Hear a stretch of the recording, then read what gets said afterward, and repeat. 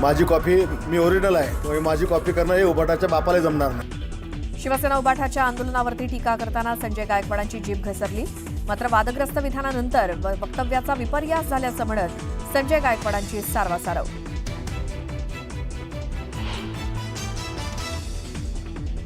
अशा लोकांमुळे शिंदेंची अधोगती. विनायक राऊतांचा संजय गायकवाडांवरती हल्ला बोल तर असा छपरीपणा संजय गायकवाडांना जमू शकतो असं म्हणत सुषमा अंधारेंनीही सुनावलं.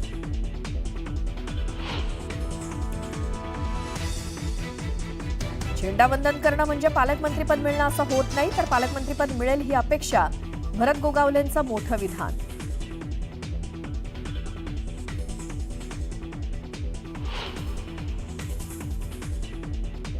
एकनाथ शिंदे भरत गोगावले मंत्रिमंडळ बैठकीला गैरहजर. मंत्रिमंडळ बैठकींना गैरहजर राहिल्यामुळे नाराजीच्या चर्चांना उधाण. सभेतल्या बॅनरवरच्या फोटोंचा उल्लेख करत भाष्य करताना राधाकृष्ण विखे पाटलांची शरद पवारांवर टीका. टीका करताना अजितदादांचंही नाव घेतल्यामुळे विखेंचा रोख नेमका कुणाकडे, चर्चांना उधाण. येत्या 13 सप्टेंबरला ठाकरेंची शिवसेना आणि मनसेचा नाशिकमध्ये एकत्रित मोर्चा. स्थानिक मुद्द्यावरनं उतरणार रस्त्यावर. पुणे विद्यापीठात NSUI कडनं आंदोलन. व्हॉइस ऑफ देवेंद्र हा विषय वक्तृत्व स्पर्धेसाठी ठेवल्यामुळे NSUI आक्रमक. राजकीय व्यक्तिपूजेचा प्रकार असल्याचा आरोप.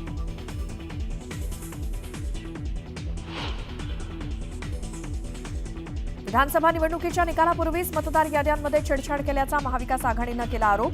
न्यूज 18 लोकमतच्या हाती महाविकास आघाडीचं एक्सक्लुझिव्ह पत्र.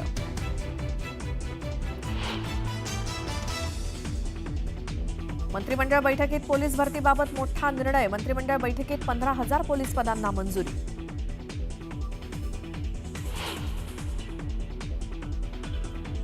तुळजाभवानी मातेच्या गाभाऱ्यात उंदरांचा धुमाकूळ. देवीच्या मूर्तीवर उंदीर दिसत असल्याचं समोर. उंदरांमुळे प्राचीन अलंकारांचं नुकसान होण्याची भीती.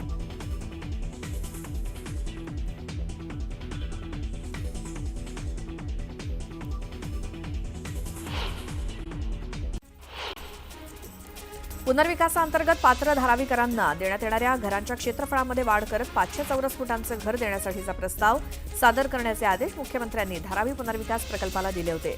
त्यानुसार DRPकडनं यासंबंधीचा प्रस्ताव तयार करण्याचं काम सुरू आहे. लवकरच हा प्रस्ताव राज्य सरकारकडे सादर केला जाणार आहे.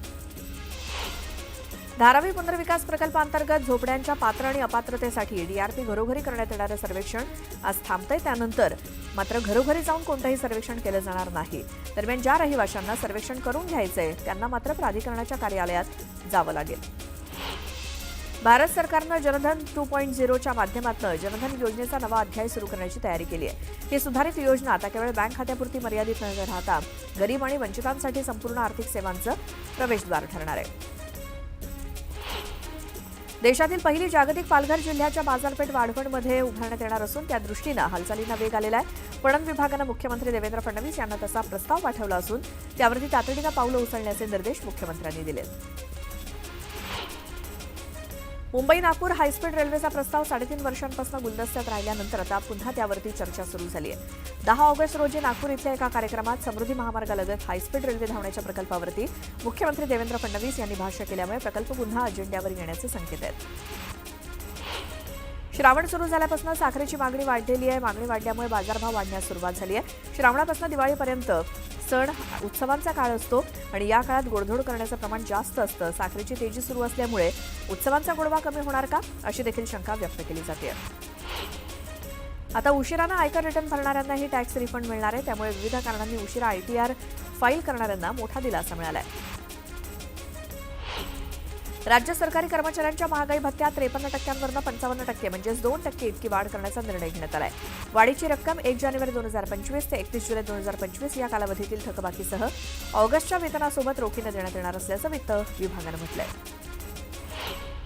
मंत्रालयात यापुढे स्मार्टफोन असलेल्यांनाच प्रवेश मिळणार आहे. गर्दी रोखण्यासाठी करण्यात आलेले विविध प्रयोग अपयशी ठरत असल्यामुळे आता केवळ DG ॲपद्वारे नोंदणी केलेल्या व्यक्तींनाच मंत्रालयामध्ये प्रवेश मिळणार आहे. त्यामुळे सर्वसामान्य नागरिकांना मंत्रालयातला प्रवेश दुरापास्त होण्याची शक्यता आहे.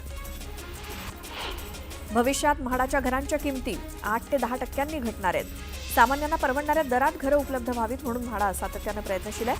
मात्र घरांच्या किमती निश्चित करताना रेडी रेकनर दराशिवाय विचारात घेतला जाणारा प्रशासकीय खर्च, बांधकाम साहित्याच्या किमतीमधील वाढ, गुंतवणुकीवरील व्याज इत्यादी बाबी गृहीत धरल्या जात असल्यामुळे किमती फुगतायत.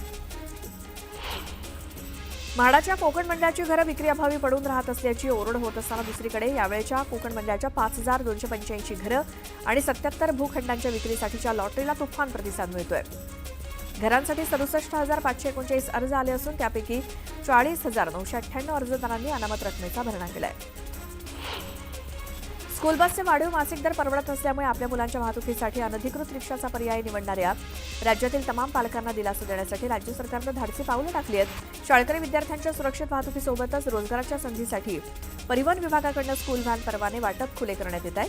याबाबतची अधिसूचना जारी होईल अशी माहिती परिवहन मंत्री प्रताप सरनाईक यांनी दिली.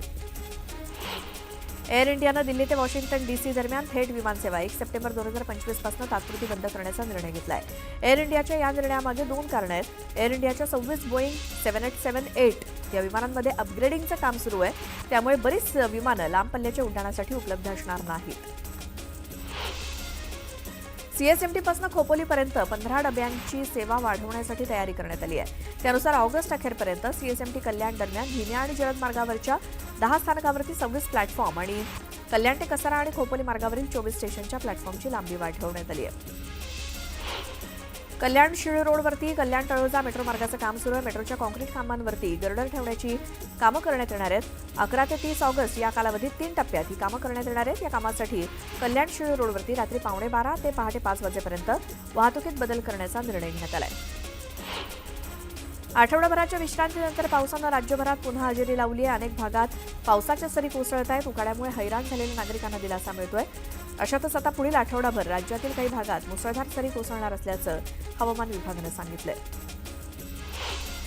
रुग्णालयाच्या दर्शनी भागात रुग्ण हक्क संहिता, रुग्णालयाचे दरपत्रक, तक्रारीसाठी महापालिकेचा टोल फ्री क्रमांक, अग्निशमन दलाचं प्रमाणपत्र इत्यादी लावणं महाराष्ट्र सुश्रूषा गृहनोंदणी कायद्यानुसार बंधनकारक आहे. यासोबतच इतर नियमांचं पालन न केल्याप्रकरणी महापालिकेच्या आरोग्य विभागानं सोमवारी 7 खासगी रुग्णालयांना वेगवेगळ्या त्रुटींबाबत कारणे दाखवा नोटीस पाठवली आहे. इयत्ता 11वीच्या प्रवेश प्रक्रियेतील सर्वांसाठी ओपन टू ऑल फेरी सोमवारी संपली. या फेरीमध्ये एकूण 3,24,761 विद्यार्थ्यांनी कनिष्ठ महाविद्यालयात प्रत्यक्ष प्रवेश निश्चित केलेले आहेत. आता 11वी प्रवेशाची विशेष फेरी आजपासून सुरू होणार आहे. इंजिनिअरिंग अभ्यासक्रमाच्या दुसऱ्या कॅप फेरीची गुणवत्ता यादी जाहीर करण्यात आली असून कॅप प्रवेशाच्या दुसऱ्या फेरीत 1,62,205 महाविद्यालयातील विद्यार्थ्यांना जागांचे वाटप करण्यात आलंय. त्यात दुसऱ्या फेरीमध्ये 14,016 विद्यार्थ्यांचे प्रवेश अर्ज गोठवण्यात आले असून त्यांना या फेरीत देण्यात आलेल्या महाविद्यालयातच प्रवेश घ्यावा लागणार आहे. भटक्या कुत्र्यांनी देशभरात हैदोस घातलाय. मागील 6 वर्षात तब्बल 2,78,00,000 लोकांचे लचके त्यांनी तोडलेत. महाराष्ट्रात 29 लाख लोकांना कुत्रे चावलेत. 2021 ते 23 या 3 वर्षात कुत्रा चावण्याच्या सर्वाधिक घटना महाराष्ट्रात घडल्या आहेत. कबुतरखान्यांमध्ये कबुतरांना बेकायदा किंवा जाणून बुजून खाद्य घालणाऱ्यांवरती गुन्हे दाखल करण्यासंदर्भात मुंबई महापालिकेला उच्च न्यायालयानं दिलेल्या आदेशात हस्तक्षेप करण्यास सर्वोच्च न्यायालयानं नकार दिला. त्यामुळे महापालिकेचा खाद्यबंदीचा निर्णय कायम राहणार आहे. कबुतरखान्यासंदर्भात हस्तक्षेप करण्यास सुप्रीम कोर्टानं नकार दिल्यानंतर मुंबई पालिका आक्रमक भूमिकेत आली आहे. दुसऱ्यांदा कबुतरखान्यावरती पालिकेने लावलेली ताडपत्री काढण्याचा प्रयत्न केल्यास पालिका थेट पोलीस स्थानकात तक्रार दाखल करून गुन्हा दाखल करेल. तर कबुतरखान्याच्या माध्यमातून आतापर्यंत मुंबई पालिकेनं 1,32,000 रुपयांचा दंड वसूल केलाय. गोरेगाव पश्चिम विभागातनं पालिकेच्या पीएस विभागातनं 6,000चा दंड वसूल करण्यात आलाय. तर दादर विभागातून 28,000 रुपयांचा दंड पालिकेनं वसूल केलाय. भविष्यात म्हाडाच्या घरांच्या किमती 8 ते 10% घटणार आहेत. सामान्यांना परवडणाऱ्या दरात घरं उपलब्ध व्हावीत म्हणून म्हाडा सातत्यानं प्रयत्नशील आहे. मात्र घरांच्या किमती निश्चित करताना रेडी रेकनर दराशिवाय विचारात घेतला जाणारा प्रशासकीय खर्च, बांधकाम साहित्याच्या किमतींमधील वाढ, गुंतवणुकीवरील व्याज आदी बाबी गृहीत धरल्या जात असल्यानं किमती फुगत आहेत.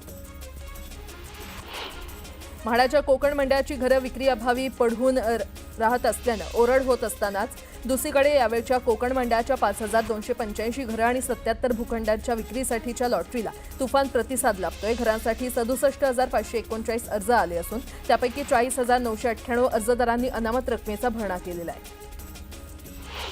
कल्याण शिळ रोडवर कल्याण तळोजा मेट्रो मार्गाचं काम सुरू आहे. मेट्रोच्या कॉन्क्रीट खांबावर गर्डर ठेवण्याची कामं करण्यात येणार आहेत. 11 ते 30 ऑगस्ट या कालावधीमध्ये 3 टप्प्यात ही कामं करण्यात येणार आहेत. या कामासाठी कल्याण शिळ रोडवर रात्री 12:15 ते पहाटे 5 वाजेपर्यंत वाहतूक बदल करण्याचा निर्णय घेण्यात आला आहे.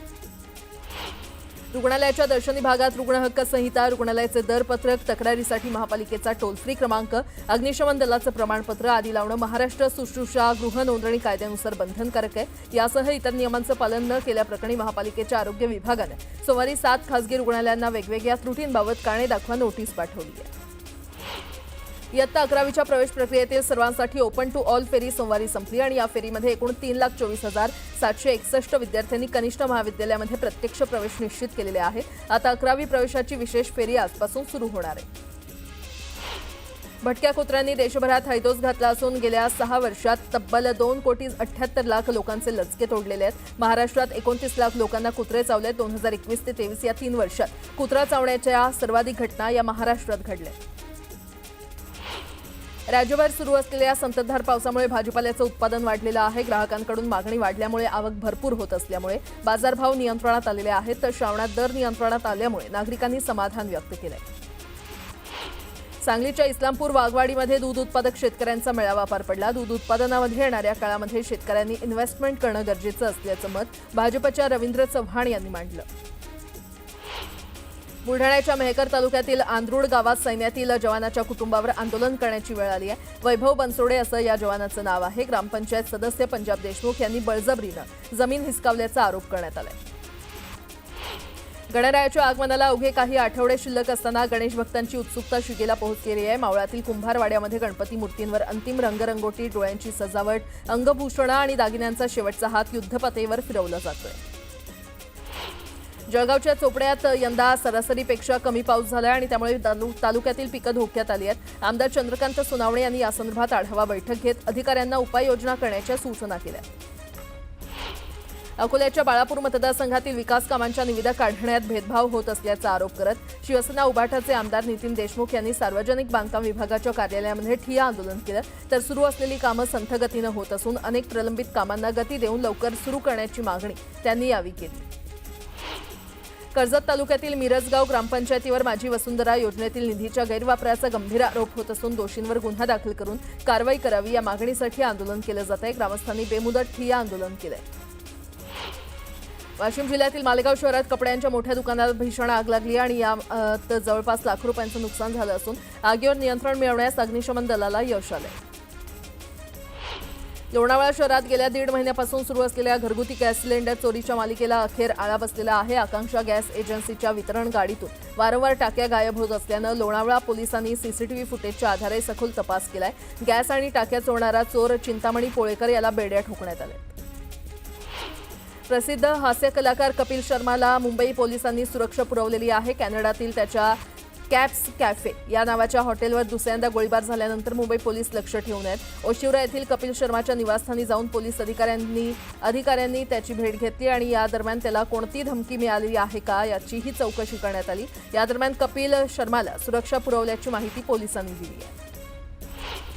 इंडिया आघाडीच्या खासदारांना ताब्यात घेण्यावरून उद्धव ठाकरेंनी सरकारवर टीका केली आहे. खासदारांना ताब्यात घेऊन सरकारनं लोकशाहीला काळीमा फासल्याची टीका ठाकरेंनी केली. मंत्र्यांवर आरोप झाले की आम्ही राजीनामे घ्यायचो, फडणवीस फक्त समज देऊन सोडतायत, तुमच्यावर कुणाचा दबाव हे सांगावं. मुंबईतील जनआक्रोश मोर्चात ठाकरेंनी फडणवीसांवर टीका केली. जळगावमध्ये हनी ट्रॅप प्रकरण विरोधात राष्ट्रवादी शरद पवार गट आक्रमक झाला. आकाशवाणी चौकात गिरीश महाजन यांच्या व्यंगात्मक बॅनरवर जोडे मारून राष्ट्रवादी शरद पवार पक्षाकडून कार्यकर्त्यांनी तीव्र निषेध व्यक्त केला. हनी ट्रॅप प्रकरणात प्रफुल्ल लोढाची नार्को टेस्ट सीबीआय चौकशी झालीच पाहिजे अशी मागणी या आंदोलनाच्या माध्यमातून करण्यात आली.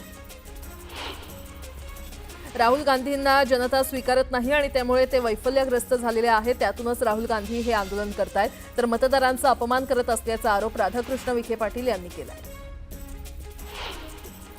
चंद्रपूर जिल्ह्यातील विविध राजकीय पक्ष आणि जनसंघटनांनी एकत्र येत महाराष्ट्र विशेष जनसुरक्षा कायद्याविरोधात जोरदार आवाज उठवला. जिल्हाधिकारी कार्यालयासमोर धरणे आंदोलन करत आंदोलनकर्त्यांनी हा कायदा अनावश्यक आणि बेकायदेशीर तसंच संविधानिक मूल्यांची पायमल्ली करण्याचा असल्याचा आरोप केला. मुंबई हायकोर्टाच्या आदेशानुसार मुंबईत डीजे वाजवण्यास बंदी घालण्यात आली आहे. गणेशोत्सव काळात डीजे वाजवल्यास पोलिसांकडून कारवाई केली जाणार आहे. राजे रघुजी भोसले यांची ऐतिहासिक तलवार अखेर सरकारच्या ताब्यात आली आहे. लंडनमध्ये सांस्कृतिक कार्यमंत्री आशिष शेलार यांच्याकडे तलवार सुपूर्द करण्यात आली आहे. 18 ऑगस्टला तलवार मुंबईमध्ये आणली जाणार आहे. नाशिकमध्ये शिंदेंच्या शिवसेनेच्या बैठकीत राडा झाला. शरद पवारांच्या राष्ट्रवादीचा पदाधिकारी बैठकीत शिरल्याचा आरोप करत 2 गट आपापसात भिडल्यानं गोंधळ उडाला. एकमेकांची कॉलर पकडत शिवीगाळ करण्यात आली. भारतीय जनता पक्षाकडून मलकापूर शहरात तिरंगा रॅलीचं आयोजन करण्यात आलं. भाजपचे जिल्हाध्यक्ष आमदार अतुल भोसले यांच्या उपस्थितीमध्ये भारत माता की जय आणि वंदे मातरम अशा देशभक्तीपर घोषणा देत रॅली पार पडली. बुलढाणा जिल्ह्यातील सिंदखेडराजा तालुक्यात कमलाबाई माने यांची खासगी जमीन कुठलीही पूर्वसूचना न देता सार्वजनिक बांधकाम विभागाने आपल्या ताब्यात घेतली आहे. सार्वजनिक बांधकाम विभागाच्या या मनमानी कारभाराविरोधात सिंदखेडराजा वासियांनी तहसील कार्यालयावर मोर्चा काढला. शहरातील कमलाबाई माने यांची शेतजमीन त्यांना सन्मानपूर्वक परत देण्याची मागणी या मोर्चाच्या माध्यमातून करण्यात आली. आमदार अर्जुन खोतकर यांनी खाटीक समाजाविषयी केलेल्या वादग्रस्त वक्तव्याचा निषेध करण्यात आला. तक्रारी अर्ज देण्यात आला असून 15 ऑगस्ट 2025 पर्यंत त्यांच्यावर कारवाई झाली नाही तर उपविभागीय दंडाधिकारी बारामती यांच्या कार्यालयासमोर आंदोलन करण्यात येईल असा इशारा हिंदू खाटीक समाजानं तक्रारदार करण इंगुले यांना दिला आहे.